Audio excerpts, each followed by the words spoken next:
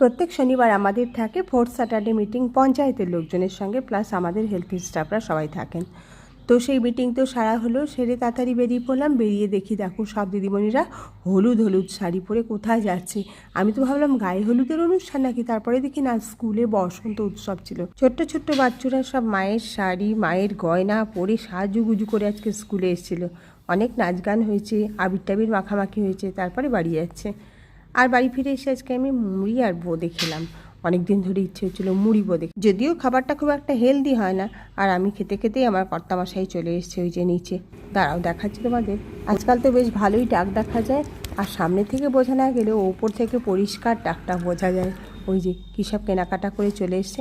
আমিও একটু নিচে নেমে গেলাম, তারপরে একটু বাতাবি লেবু গাছের কাছে চলে এলাম। এই গন্ধটা আমার এত ভালো লাগে, রাস্তায় আস্তে আস্তে এই গন্ধটা যখন পাই কী যে ভালো লাগে কি বলবো। আর দেখো কাঁঠাল গাছে কয়েকটা কাঁঠাল দাঁড়িয়েছে। এরকম কাঁঠাল এখন বাজারে বিক্রি হচ্ছে, কিন্তু এত ছোটো কাঁঠাল খেতে আমার ভাল লাগে না, তাই আমি কাটিনি। আর একটু বড় হোক তারপরে কেটে নেব। তারপরে পাশের বাড়ির দিকে তাকালাম, ওদের বাড়ির লোকজন সব বেড়াতে চলে গেছে, কিন্তু গাছগুলো পড়ে আছে, গাছগুলো একটু দেখছিলাম।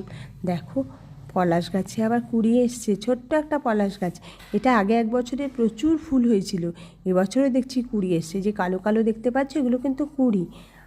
আমার কাছে একটা পার্সেল এসছে, আমি যে কী যে অর্ডার দিয়েছিলাম ভুলেই গেছি। দেখি খুলে কী আছে। ও এর মধ্যে 4টে ক্লিপ আছে, দেখো ওই যে চুলে দেওয়ার ক্লিপ।